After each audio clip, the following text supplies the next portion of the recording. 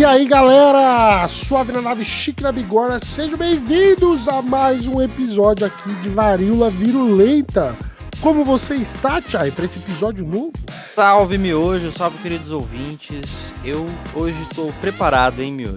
Não é todo episódio que eu tenho o orgulho de dizer isso, mas hoje eu me sinto preparado para o tema que a gente vai abordar.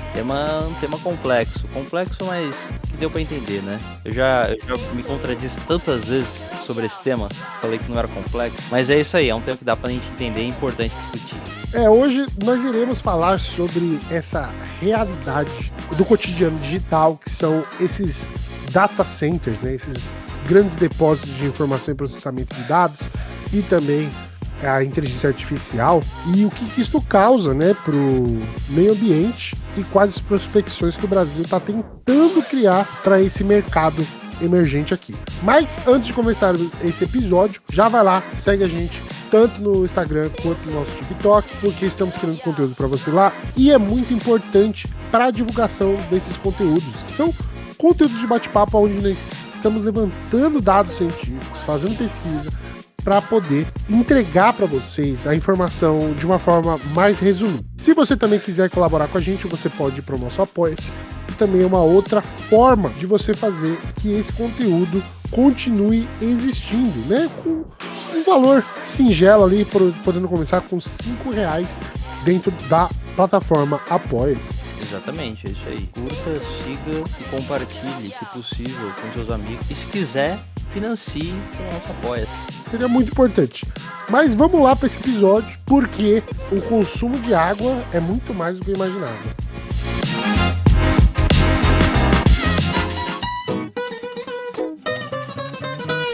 Episódio de hoje: Segura meu data center.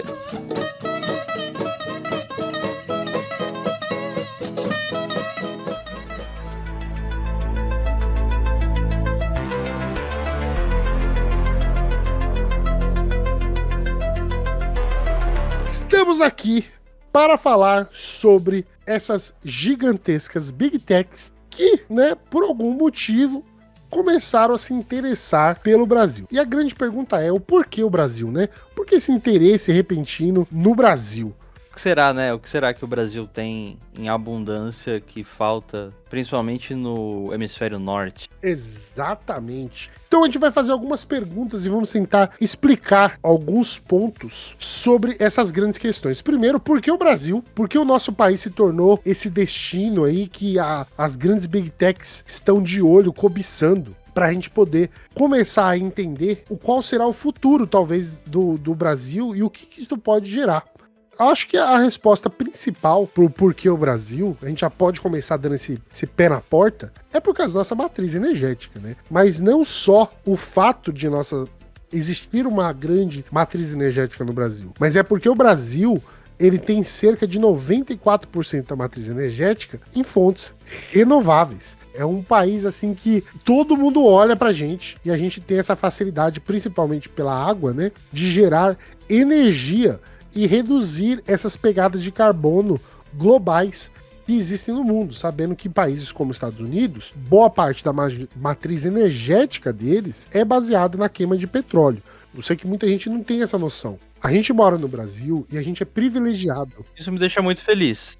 Do que? De eles serem petróleo? Eu acordo todas as manhãs e penso que bom que a gente tá limpando as pegadas de carbono dos Estados Unidos. Dá uma tranquilidade, assim, interna, sabe? De saber isso. Vamos limpar a sujeira deles, né? Por que não? Mas é muito interessante isso. Muita gente não sabe desse fato. De que os Estados Unidos, quer dizer, não só os Estados Unidos. A realidade global é que a maior parte do mundo ele é movido ainda a matrizes que são contestáveis, né? Ou eles estão queimando gás natural, que eles consideram também como uma energia limpa, né? Mas não é tão limpa assim, comparado com a água, por exemplo, com as hidrelétricas, né? Embora tenha os seus problemas também, que a gente pode falar sobre isso brevemente. Mas carvão, queima de carvão, né? A guerra da Ucrânia evidenciou muito isso, sabendo que a Europa, nos períodos de inverno, tiveram que religar, né, suas usinas de carvão para queima de carvão para poder gerar energia para as pessoas. Você tem a queima de óleo e petróleo, Por isso que os Estados Unidos é tão interessado em petróleo, gente.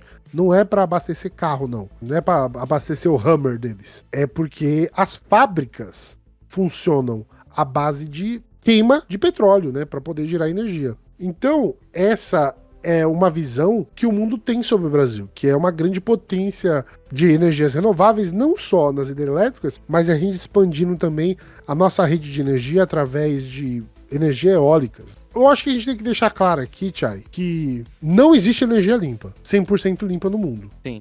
Todos os complexos de energia que nós temos, eles geram problemas e impactos ambientais. A gente tem que deixar isso muito claro, porque parece que o Brasil é esse oásis de energia limpa e que aqui a gente produz energia e a gente... Não, para você fazer uma hidrelétrica, você tem que alagar vastas áreas. Sim, total. E você modifica a flora e a fauna dessa relação e também as populações que moram na região, né? Principalmente se tiver populações que são populações tradicionais, ao qual você tem que expulsar essas pessoas de lá para que você alague esses grandes territórios para gerar energia através de uma hidrelétrica, né? Isso é muito importante. A gente ouvia, né, às vezes, principalmente quando teve aquela usina que foi feita no governo da Dilma. Que é a do Belo Monte. Belo Monte, é. Porque ela ia expulsar, tipo, um monte de população de Xingu. Toda a população ribeirinha, né, que fica ali à margem, né, do rio e tudo mais.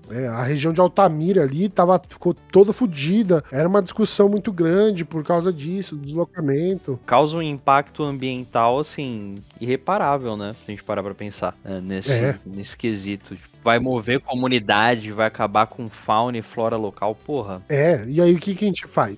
O que a gente faz é que a gente libera, manda fazer concessão, chama pra... Se tá entrando dinheiro, miojo, manda mais, traz mais pra cá. Não tem problema. Vai entrar o que agora? 6 trilhões? 20 trilhões? Sei lá.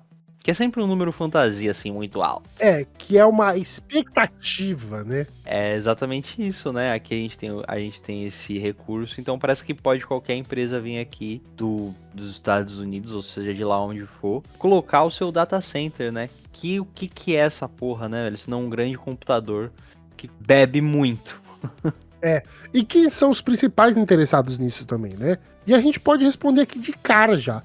Que os maiores interessados é o Google, a Microsoft e a Amazon, que são essas empresas que alugam espaços ou compram espaços gigantescos para poder investir no seu capital interno, né, de desenvolvimento, mas usando áreas que são hoje, né, pensando em usar áreas que estão fora do seu território. Então, existe essa promessa da modernização, né, dessa economia digital, dessa inovação jorrando por todos os lados, como se isso fosse o essencial. E assim, ter essa infraestrutura aqui no Brasil pode trazer alguns benefícios nacionais. A gente tem que deixar isso claro também. Mas a pergunta que é mais importante sobre isso é: a que custo a gente quer essa inovação? A que custo a gente quer fazer esse desenvolvimento? E se a gente vai fazer esse desenvolvimento, será que a gente tem que fazer nessa euforia ou a gente tem que pensar um pouco sobre os impactos, não só ambientais, que são principais, assim, de tudo isso, mas sobre a nossa matriz energética, se estamos preparados para isso, se os recursos como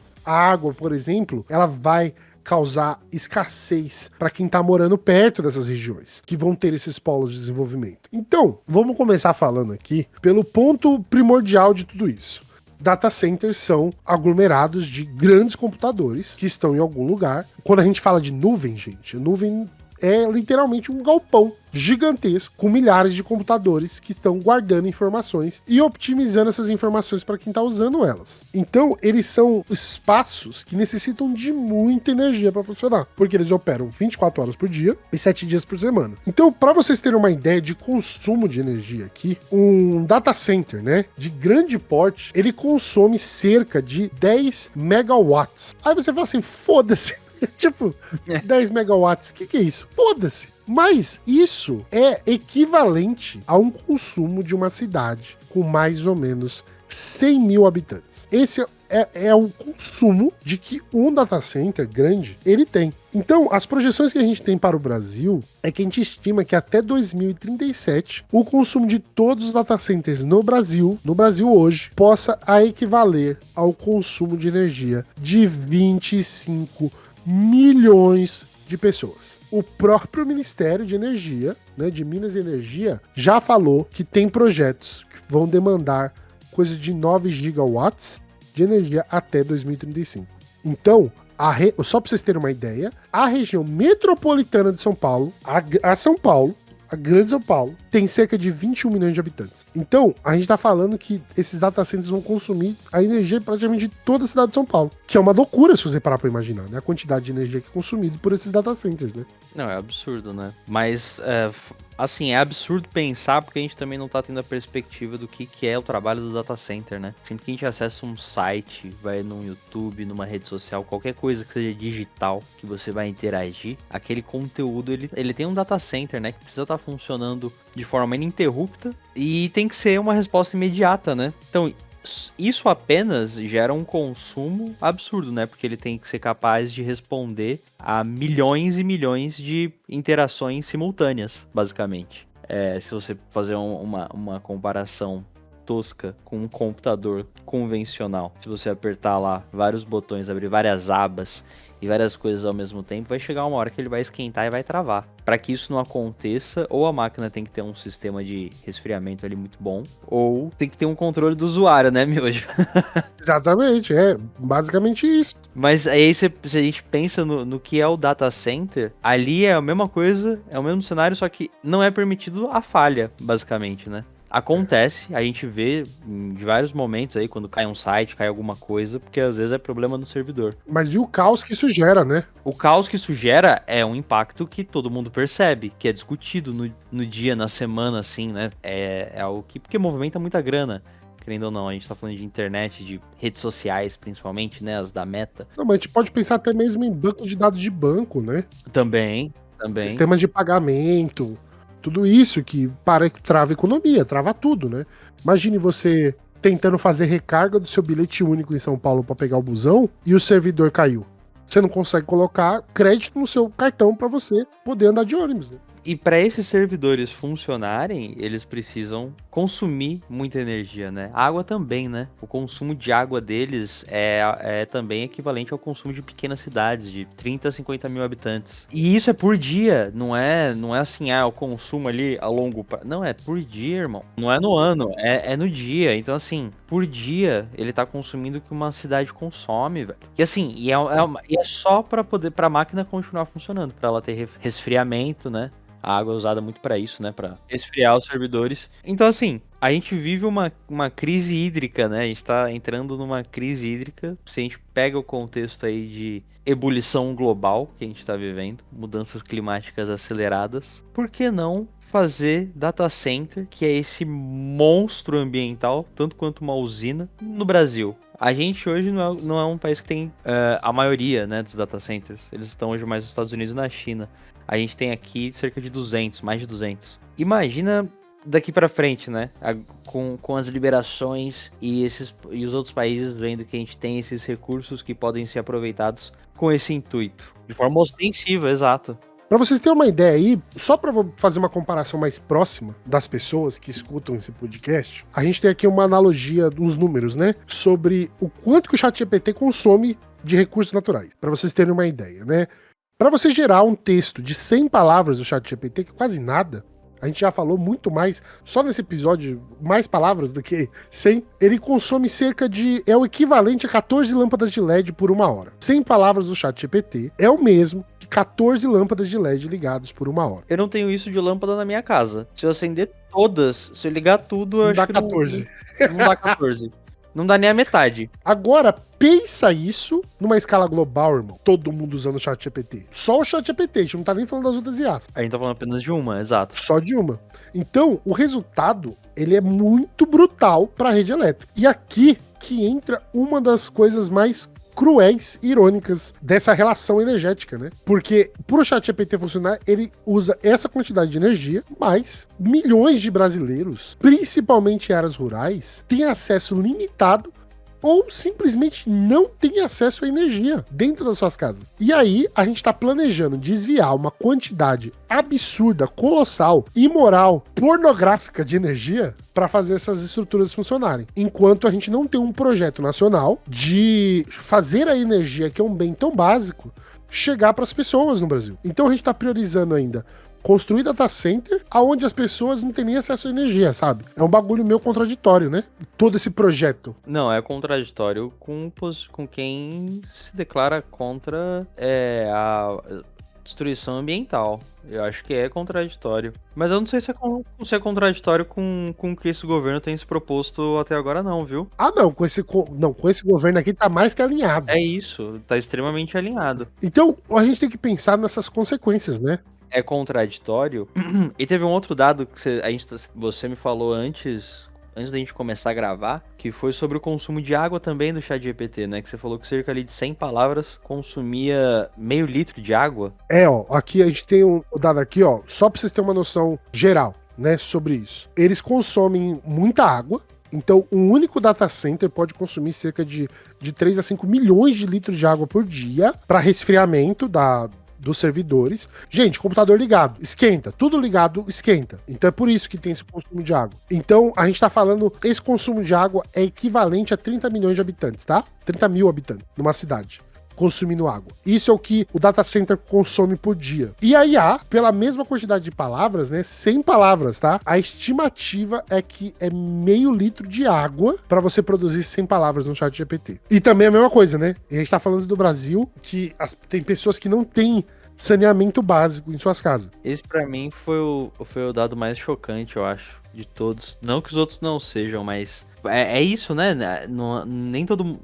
Muitas pessoas não têm acesso a saneamento básico, a água limpa no país, né? Principalmente e sobretudo nas cidades onde o serviço, a estatal esgoto foi privatizada, né? Estatal de esgoto não, É de água e esgoto, é isso mesmo. água e esgoto, né? Onde elas foram privatizadas, né? A gente tá vendo isso aqui em São Paulo desde que a Sabesp foi privatizada com o Tarcísio ali naquele showzinho patético. Então é algo que a gente tem que pensar sobre isso, sobre as consequências desse uso, né? Se a gente falar da energia, a gente tá falando de energia mais cara pra gente. Se a gente tá falando de água, a gente tá falando de água mais cara pra gente. A gente tá falando de uma pressão maior na nossa matriz energética. Nossa matriz energética vai comportar tudo isso. As hidrelétricas, elas conseguem segurar. E outra, a gente tem a expansão dos carros elétricos, que é outra parada também de discussão. Porque o Brasil hoje não tá nem preparado, a matriz energética brasileira, ela não tá nem preparada para os carros elétricos. Então quando a gente fala de água também, as nossas maiores bacias hidrográficas, elas já estão trabalhando sobre estresse. E a gente tá falando dos rios de Piracicaba, Capivari, Jundiaí, Paraná, Tietê, São Francisco. E isso é preocupante, porque a gente tem agora o interesse do TikTok de criar um data center gigantesco, né, em Caucaia, no Ceará, que é um lugar que já passa por secas históricas. Então, a falta de estudo dos impactos desses data centers, né, e a velocidade que eles querem criar e expandir é algo preocupante, porque a gente pode prejudicar tanto o abastecimento das pessoas por si só, mas também na agricultura, cara. Porque a gente pode ampliar uma crise hídrica gigantesca que pode encarecer os produtos também alimentícios das pessoas. Uma reação em cadeia, né, que acontece. É basicamente isso. Parece que é apenas uma coisa, mas essa uma coisa vai se somando a tantas outras, que aí, de fato, passa a ser um problema que atinge a gente no cotidiano, né? E outra, não sei se você viu esses dados essa semana, Tchai, mas essa semana eu vi uns dados aí que saiu de que o Brasil, a produção, né, do agro brasileiro, ela teve superávit, né? A gente produziu muito. Vai bem, obrigado. Mas a gente teve um aumento de cerca de 6, 7% de comidas no mercado. E aí, quando você vai ver o porquê, é porque o agro, que usa água pra caralho, tá exportando commodities. Que a gente já falou aqui isso em episódios anteriores. Então, o alimento tá ficando mais caro porque os grandes produtores estão produzindo soja. Então, essa história de que o agro alimenta o Brasil, isso é uma mentira descarada. Eles consomem água pra caralho pra ficar fazendo produto pra ficar exportando. Esses produtos não ficam no Brasil. Carne tá mais caro. Exportação, comida tá mais caro, porque não estão produzindo comida, eles estão produzindo commodities. Então, quando a gente tá falando de meio ambiente nos data centers, isso é um agravante muito maior ainda, Porque o filho da puta que produz soja, ele não vai parar de produzir soja, irmão. A água vai parar de chegar nas pessoas. Não vai parar de chegar na colheita do desgraçado. O desgraçado ainda vai ter água pra plantar aquela porra, aquela soja de bosta. Mas e a água que vai ter que escoar pra produção de alimento? Que geralmente tá na produção familiar. A produção de alimentos geralmente não tá nas grandes empresas. Elas estão na mão do produtor familiar. Então, será que a gente tá no momento mesmo de arreganhar as pernas pros data centers dos Estados Unidos virem pra cá, ou do TikTok vir pra cá? Será que a gente tá preparado pra isso? Isso é uma pergunta muito séria a se fazer, né? Porque essa expansão, ela tá meio que acontecendo já, né? Mas, além dos recursos naturais que é usado para a manutenção desses data centers, a gente tem uma outra questão super importante, que é o lixo que é gerado por esses data centers, né? Sim. Porque a conta ambiental deles não acaba, né, Chay? Porque não é só a energia e a água que eles usam. Tem os rastros que eles deixam, que são com os equipamentos eletrônicos que são usados. E vamos dizer assim, eles usam esse termo, né, de carbono embutido, que é gerado através da aquisição e do uso da fabricação desses servidores, que são equipamentos que não são produzidos no Brasil, né? Porque se você parar pra pensar, Chay, se você quer fazer os data centers aqui, qual que seria uma proposta ótima pro governo fazer? Né? Esquece o meio ambiente, foda-se. Vamos falar de economia agora. Foda-se o meio ambiente, que as pessoas passam sede, que as pessoas não têm energia. Eu posso responder, mas eu vou de improviso. Vai. Ó, porque o que você acha que seria ótimo se o governo fizesse? Uma ideia, vamos, pensa aí. Você vai construir data centers aqui, o que seria bom? Que as fábricas brasileiras produzissem os equipamentos eletrônicos. Então, eu tava pensando por esse caminho de uma estatal que fizesse o maquinário. Ou importar, sei lá, porque a solução hoje seria importar de algum país. Que é o que é feito, né? E seria ótimo se a gente pensasse dessa forma. Beleza, ó, vocês querem trazer o data center pra cá? Vocês podem. Mas os equipamentos vão ter que ser produzidos por fábricas brasileiras. A gente vai desenvolver a indústria nacional a partir disso. Faz todo sentido. Já que é pra fuder, pelo menos a gente ganha algo com isso. É. E aí a gente começa a ficar aí na liderança, né, de tecnologia, porque a gente volta a produzir tecnologia. Mas isso não vai acontecer, né? E o que acontece?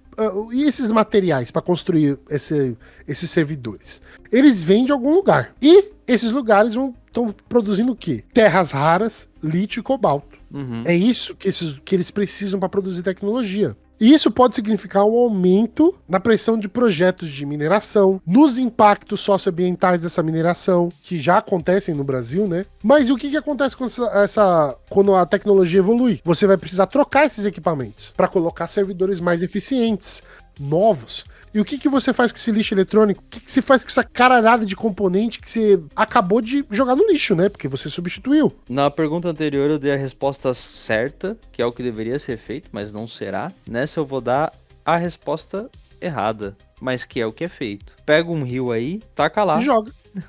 É isso, cara. Então, existe todo esse problema que é gerado com tudo isso, que ele tem que ser pensado de antemão antes de executar esses projetos. Porque a gente tá falando de prejuízo real. Então, a falta de transparência sobre o que vai ser usado, os desperdícios, os impactos ambientais, eles são gigantescos. Porque a gente não consegue monitorar, porque a gente não tem noção de qual que é o prejuízo desse lixo digital que ele é gerado no meio ambiente e para a sociedade. O que vai ser feito com tudo isso, né? E quem realmente ganha com esses data centers, né? Quem vai ganhar com tudo isso? Então, diante de todo esse cenário de consumo que a gente tem hoje em dia, a gente levanta essa pergunta, né? No Brasil, quem vai ganhar com esses data centers? E os principais beneficiários são, né? Sem surpresa nenhuma, as empresas de tecnologia. A Google, a Microsoft, a Amazon, a Meta, eles vão ganhar dinheiro. E porque essas empresas são especializadas em construir, em operar esses data centers. Eles são os grandes especialistas do uso de informação. E isso é problemático pra caramba. Porque a gente vai, vamos pensar aqui, a gente tá falando de ceder o espaço, tá falando de terra, né? A gente tá cedendo terra, Sim. A gente tá cedendo água, a gente tá cedendo energia e a gente tá cedendo o nosso meio ambiente por causa do lixo gerado. E o que a gente vai ganhar em troca com isso? Eu não consigo ver um ganho real, sabe? Porque eu posso acessar a minha internet mais rápido dentro de casa. Geração de emprego. Então, mas a geração de emprego, ela é temporária, você não acha, Chay? Com certeza.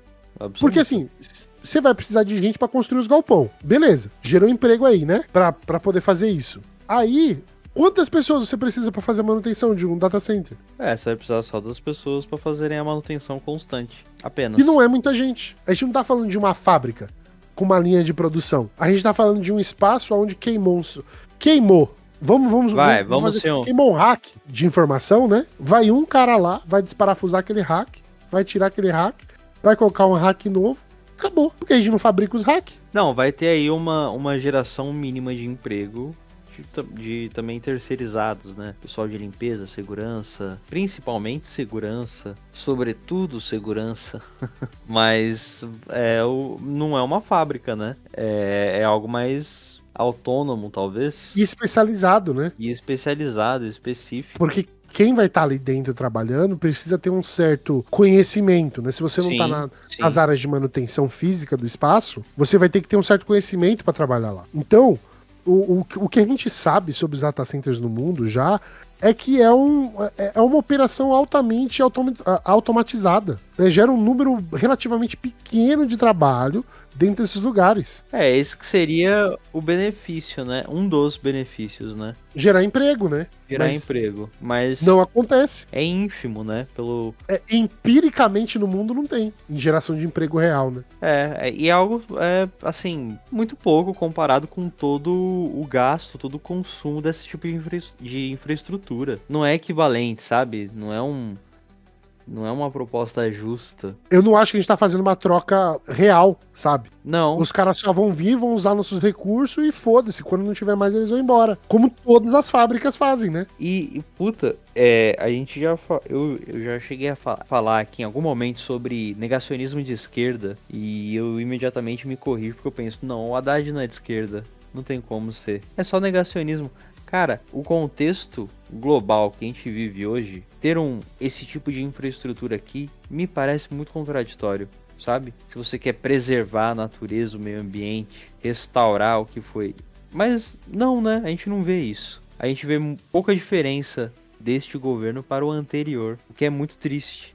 Porque não tem uma mudança significativa na bandeira que o que o governo quer, o que essa posição política que ganhou as eleições quer pro futuro do Brasil. E não atende à urgência do momento, da situação que a gente tá vivendo. Não atende, ignora. Então, assim, por isso que eu acho que tem um negacionismo forte aí nessa área, neste governo. Com certeza. Porque para pra pensar, esse projeto que eles estão falando de trazer os data centers pra cá, você acha que eles não vão ter redução de impostos? Além de usar os recursos naturais? Então, nem arrecadação fiscal a gente vai ter com essa prática.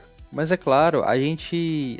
Quando teve as enchentes no Rio Grande do Sul, teve uma entrevista com a diretora da empresa que faz a administração do aeroporto, de um aeroporto. Ela era da Alemanha, né? Era uma empresa alemã. Uhum. E ela responde assim, a gente não pode fazer nada. Se não tiver dinheiro do governo, se não tiver o financiamento, a gente não pode fazer nada. Assim, era uma situação assim de liberar o espaço, acho que para as pessoas usarem como abrigo. Era alguma coisa assim, humanitária. Tava rolando, sabe? Não lembro exatamente. Mas essa empresa queria, assim, não, o governo tem que pagar primeiro. Numa situação de desastre ambiental.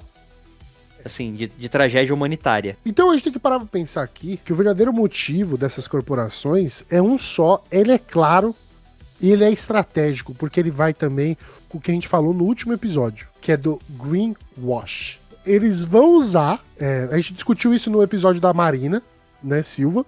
Tem tudo a ver com esse tema que a gente tá falando. Tem tudo a ver com isso. Porque eles vão usar nossa matriz energética, que é limpa, né? Mesmo com os percursos e todo o resultado que a gente já falou aqui, que não existe energia limpa, mas eles vão usar isso para usar como uma imagem global de sustentabilidade, porque eles são uma empresa sustentável, porque eles usam matriz energética limpa. E aproveitar os custos operacionais que são menores no Brasil, por causa dos abatimentos de impostos que o governo vai oferecer para esses filhos da puta. E isso nos leva a um conceito que precisa ser discutido de verdade, que é essa parada do colonialismo dos recursos digitais, ao qual eles vão vir aqui, usar o nosso espaço, usar nossos recursos, usar nossa energia, usar o nosso dinheiro, porque se eles não estão pagando imposto, eles estão usando o nosso dinheiro para ter lucros que não vai ficar aqui. Então, será que nós né, os brasileiros, a gente está exportando uma capacidade de processamento de serviços digitais enquanto internalizamos esses custos ambientais? Será que essa que é a proposta? E os custos sociais de tudo isso? Como a pressão sobre os recursos poderiam estar,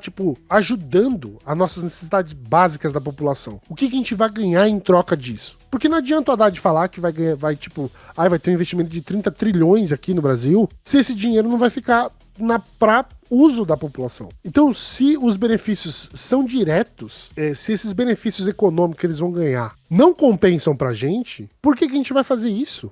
Por que a gente tá fazendo isso? Para quem a gente está fazendo isso? Qual que é a pressão governamental sobre isso? Então, quando a gente olha para o governo brasileiro, a atuação do Haddad sobre isso, por isso que ele foi citado, é algo questionável, porque ele anunciou, né, essa política nacional de data centers que ele quer fazer, Sim. que é um plano gigantesco, ambicioso, mas a gente tem que levar também a relação do nosso plano de transição ecológica que a gente tem aqui. Porque do ponto de vista dele, do Haddad, ele quer transformar o Brasil num hub de data centers, aspas, aqui, muitas aspas, sustentáveis. E ele tá querendo usar o discurso de soberania digital, porque a gente não tem essa soberania, porque a gente usa os data centers dos Estados Unidos, aumentar a produtividade econômica, mas de que ponto de vista que ele quer fazer isso, né? Ele fala de viabilizar uma inovação de inteligência artificial, mas como que a gente vai fazer isso se não vai ter transferência de tecnologia? Você entende o que eu quero dizer? Que são vários problemas?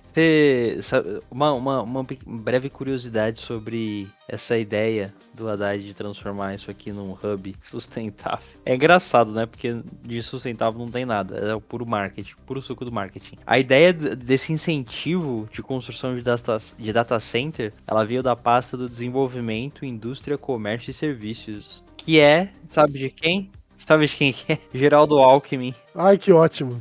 Nossa, é a cara dele mesmo. É uma parada que vem da pasta do Geraldo Alckmin, de uma pasta que provavelmente ele coordena, né? Ele é vice, ele também controla alguma coisa ali, né? Ele não é só um decorativo, como era o Michel Temer.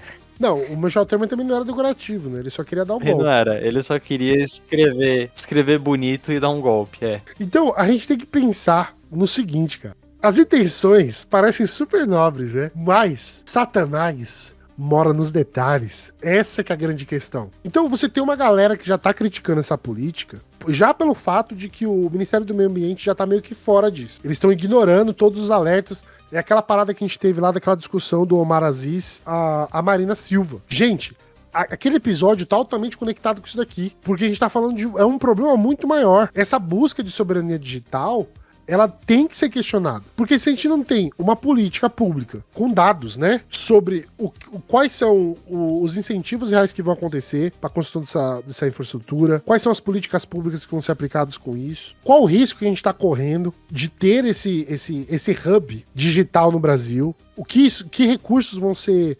explorados, né, que vão ser extraídos para que isso beneficia essas empresas? Será que a gente não está simplesmente nos aprofundando nesse colonialismo digital, em vez de vender essa parada de seremos autossuficientes digitalmente? Mas como que a gente vai ser autossuficiente digitalmente se as empresas não estão nas nossas mãos? Não, uma ilusão, né? Não tem como, não tem condições. E aí você já vê que, sabe aqueles outdoor onde já tá caindo a propaganda e você tá vendo a propaganda de trás? Aham.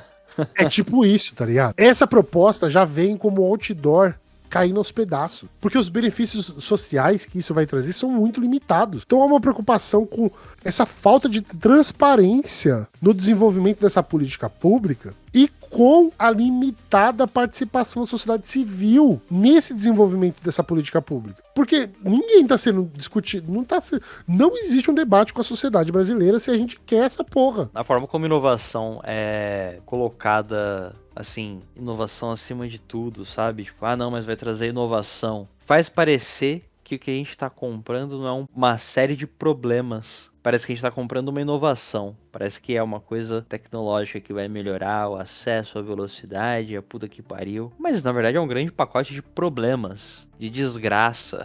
Tipo assim, eu não quero trocar os nossos recursos naturais só pra conectar no LoL mais rápido, tá ligado? Na velocidade que tá agora tá legal. Não, com lag tá bom, tá ligado? Não tem problema não, porque a gente vê que o foco do governo é realmente simplesmente conceder incentivos fiscais naturais para bilionário vir aqui. Essa que é a grande parada. E o governo, ele não consegue enxergar um dilema muito óbvio. Se a gente quer atrair o capital internacional para cá, que não vai ser um capital que vai ser utilizado em benefício da população no geral, ou se a gente quer proteger os recursos naturais e a população brasileira, que ainda tem carência nesses recursos. E a gente vê que no longo prazo, o governo, né, o do PSDB, do PT, ele tá preocupado em foda-se a sustentabilidade e vamos aí nesse trem de desenvolvimento nacional, porque é isso que importa. A gente desenvolver o Brasil para o mundo, né, não é pra gente, é para o mundo. Então, assim, a gente sabe que existem... A Marina é um caso desse, né? De pessoas, empresas que têm um esforço realmente valoroso na relação da sustentabilidade. Porque a gente vê, né? Todo mundo falando de energia renovável, vamos buscar coisas mais eficientes, né? Energia mais eficiente, uso de água mais eficiente. Mas a gente não tem um padrão, né? A gente não tem regulação unificada. A gente não tem uma fiscalização que possa observar esses usos, vamos dizer, saudáveis desses recursos e os riscos que eles podem causar e também a punição em cima disso. No final, tudo vira o quê?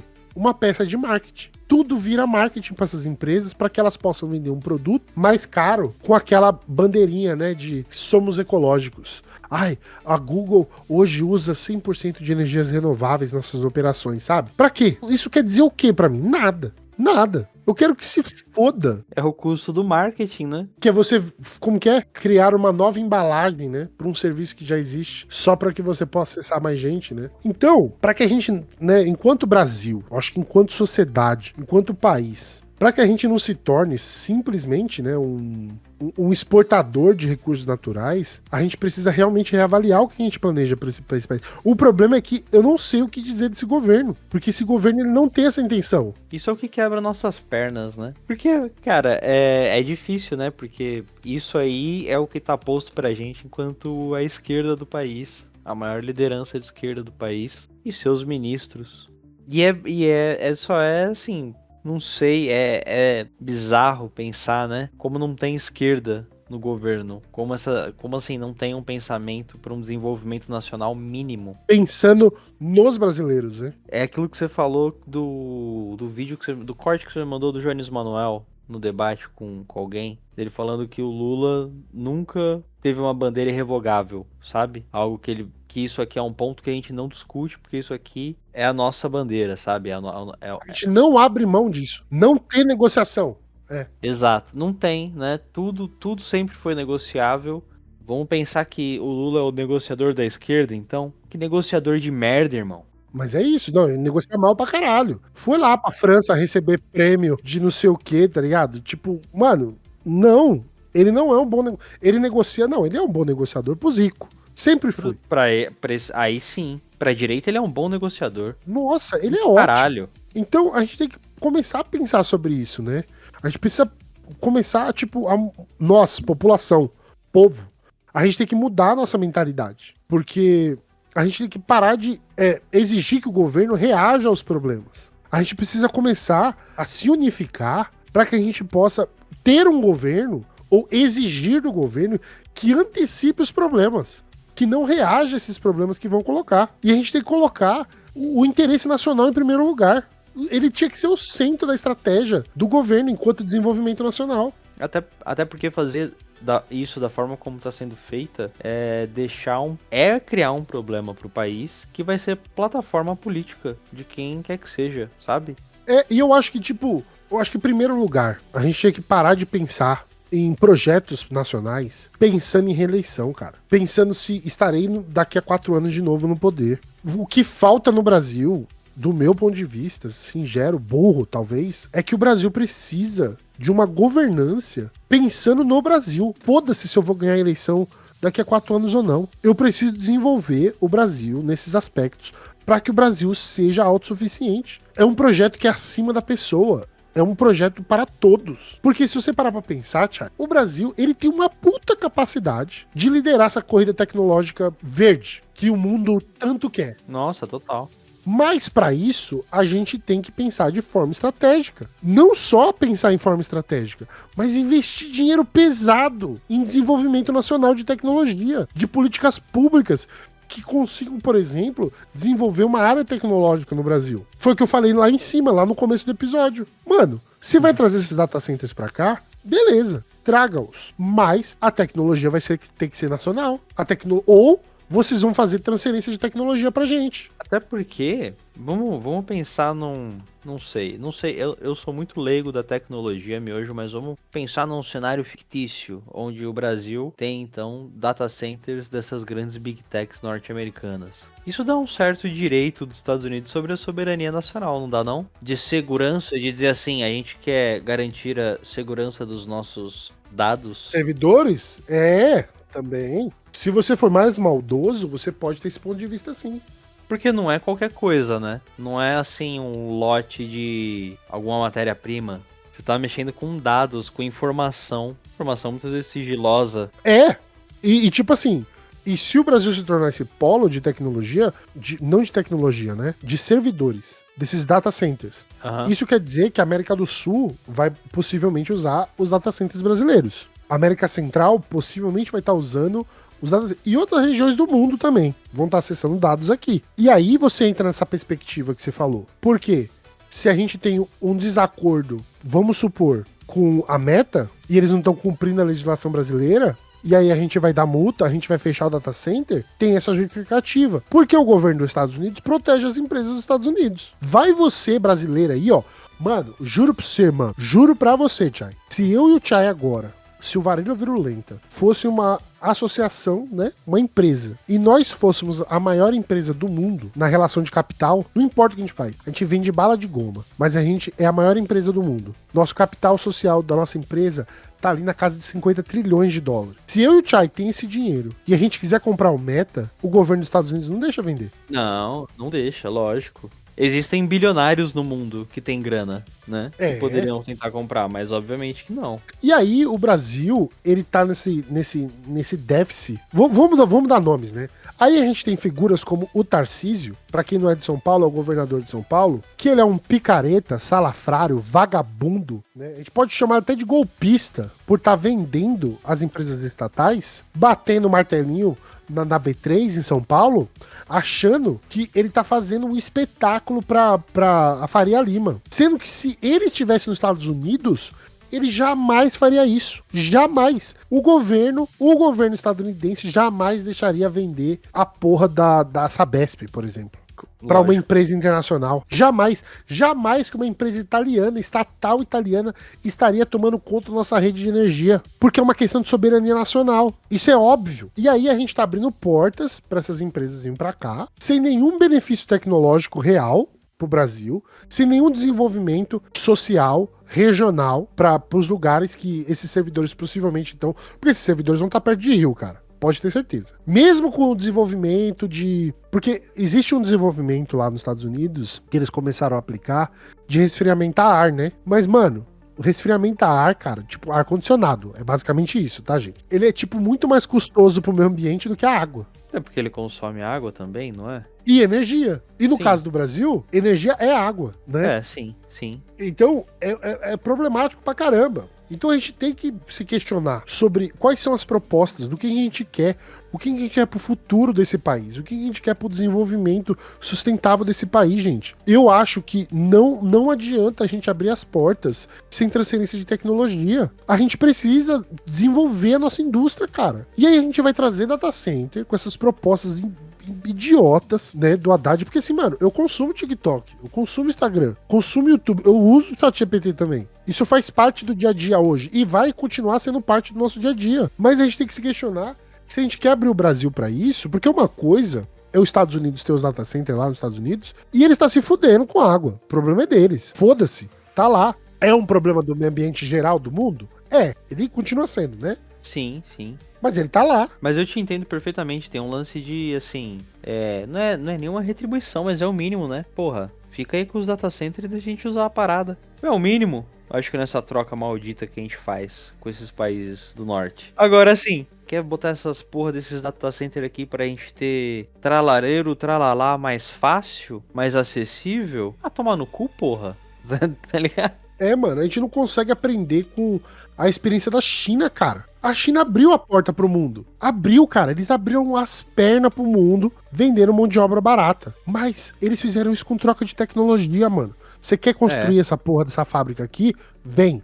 Mas essa fábrica, ela vai ser uma fábrica chinesa em parceria com você. Ah, quer trazer data center? Tá. Então vai ser uma empresa brasileira que vai gestar esse data center. Não, mas aí não pode. Realmente. Então, pau no seu cu, cara. Mas também, Miojo, vamos dar uma colher de chá para o Brasil. Você não acha que também o que falta ao nosso país foi, por exemplo, ter feito há quase 100 anos atrás uma revolução socialista? O que falta no nosso país é fazer a revolução? Não, também acho. Não, porque eu acho que assim, a China passou por. Tem esse histórico, né? Ela tem essa.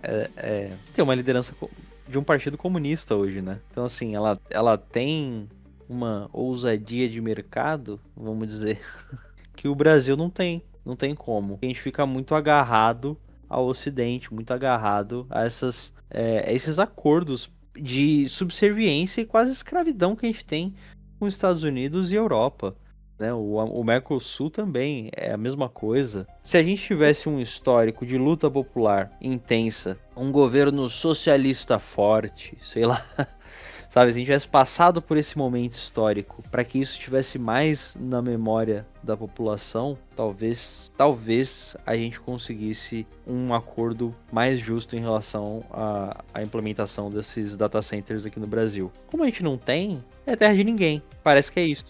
Parece que é isso mesmo. Mas sabe aonde eu acho que a luta deveria começar? Pra isso, cara? Mano, eu vou bater num ponto aqui que eu acho que eu tô absorvendo muito mais nesses últimos 6 meses, que é a importância dos sindicatos pra luta socialista, né? Ah, sim. Porque se você tem o Centro dos Trabalhadores, o de organização trabalhista é o sindicato, e o sindicato ele está esvaziado, a gente não tem como ter demanda nacional da população. Os sindicatos são os espaços mais importantes de luta. Nesse contexto são, mas eles deveriam ser. Principalmente hoje, cara. Deveria ser muito, assim, com força. E essa luta, ela tem que ser organizada com os campesinos também. Com o pessoal que tá morando nessa região do Brasil produzindo alimento, tá morando no campo, tá morando em pequenas cidades. Essa luta ela tem que ser organizada em conjunto, porque a gente não consegue fazer nada sem eles. Essa que é a grande parada. Mas a gente precisa se organizar, porque, ó, imagine se os sindicatos tecnológicos, eles estão unidos, eles estão com uma presença forte, esse debate ia ser aberto na hora. Porque o sindicato vai fazer, não, peraí. Vocês querem trazer esse data center pra cá pra quê? Não entendi. Qual que é o benefício do trabalhador brasileiro com esses data centers? A gente vai desenvolver a tecnologia? A gente ou só vai construir a infraestrutura e foda-se. O resto é deles. E essa luta, ela tem que ser pensada sobre quem está dentro desses espaços. Eu não sou a melhor pessoa para discutir sobre tecnologia. Não porque eu não conheço a tecnologia. Não porque eu não estou informado sobre tecnologia.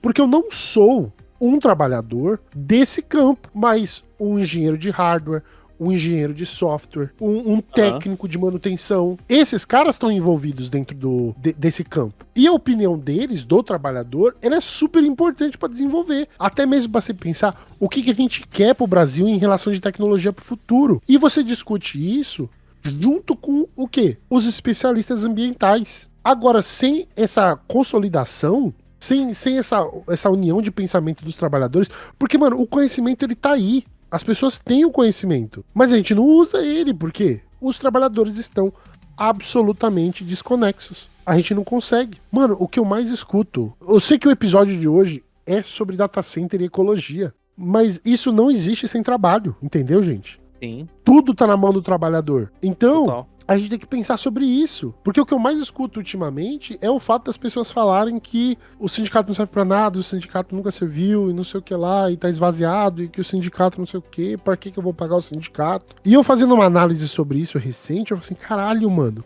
olha só como a propaganda dessas grandes empresas, tá, gente? Isso inclui Google, isso inclui Amazon, isso inclui a Meta, porque esses caras não querem a gente organizado, gente. Eles não querem a gente organizado. Então, enquanto beneficiado por esses espaços, você critica esses espaços, eles ganharam. Porque a luta, ela é coletiva. Ela é gente junto. Eu não tô falando luta. Gente, você pode pensar nisso até da seguinte forma. Não é uma luta de revolução. É uma luta de direitos trabalhistas. É uma luta de direitos civis. É uma luta de direitos e de possibilidades pra gente enquanto brasileiro dentro do Brasil. É fazer aquilo que você me recomendou antes da gente começar o episódio, né, Miojo? Não ser o vigário. Como é que era? A não ser o bom samaritano.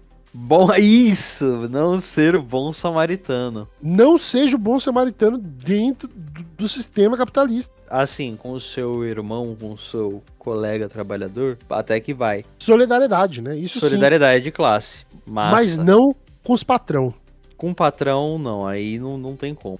Não tem conciliação. Não pode ter conciliação. Tem que ter briga, tem que ter luta. É briga. Mano, patrão serve pra uma coisa. Patrão tem o quê? Que se fuder. Porque ganhar dinheiro sem fazer nada, irmão, é fácil. É muito fácil. Quando você já tem um capital na mão pra poder exercer esse poderio, esse controle, Exatamente. essa ofensiva. Sim. Que é o que essas empresas têm. Elas têm o capital. E aí, a gente tá planejando, o governo federal está planejando arregaçar as pernas brasileiras e ganhar nada em troca. Nada. A gente tá falando de possíveis problemas de distribuição de água. A gente tá falando de possíveis blackouts no Brasil. A gente tá falando de falta de investimento em infraestrutura para que água e luz cheguem em populações no Brasil, porque isso não acontece. A gente não conseguiu nem desenvolver o 5G no Brasil, mano. E os caras fizeram o leilão disso em 2022. O 5G não chegou ainda, cara. E a gente tá falando de desenvolver espaços para que data centers venham aqui sugar os recursos sem benefício para os trabalhadores brasileiros. Gente, a gente precisa se organizar. A gente precisa se organizar seriamente sobre isso, porque isso é problemático. E isso é muito problemático. E dessa forma, vamos encerrando esse episódio com essa reflexão nas nossas cabeças sobre o que nós precisamos fazer para se organizar enquanto trabalhadores. Organização, precisa ter organização, conscientização e luta, não tem como. Tem que ser isso, né? A gente tem que conhecer os nossos direitos e saber que talvez a gente tenha mais direitos do que aqueles que são garantidos. E, pô, se organizar para fazer frente a isso, porque sozinho a gente não faz frente ao grande capital, mas se a gente for assim uma galera, aí o grande capital aí fica pequeno para ele. Exatamente. Então, fica aí a reflexão. Espero que vocês tenham gostado desse episódio. Esse episódio super importante para a gente fazer essa reflexão sobre o futuro do país e quais são os interesses, né, nacionais dentro disso e o que a gente vai estar perdendo dentro desse espaço também. Beleza? Se você não seguiu a gente ainda nas nossas redes sociais, vai lá, segue a gente nas redes sociais, no nosso Instagram e também no TikTok. Aproveita que o servidor ainda não tá aqui no Brasil, mas vai lá, segue a gente. E se você quiser colaborar financeiramente com esse projeto, sinta-se à vontade em acessar o nosso Apoia-se. O Apoia-se está lá aberto para que você que queira e pode dar essa contribuição possa ajudar esse conteúdo a ficar de pé. Exatamente, e também se uma forma de contribuir é você curtir, compartilhar, engajar com a gente, mandar suas sugestões, dá uma olhada no nosso Apoia-se, ver o que você acha de interessante ali, se tem ideias melhores. Se você quer também fazer parte do Varíola, trocar uma ideia com a gente, acho que é legal também, né, Miojo? Então, vou me despedindo de vocês, espero vocês nos próximos episódios. Abraço, um beijo, um cheiro, tchau, tchau. Até o próximo episódio, um beijo no coração e falou!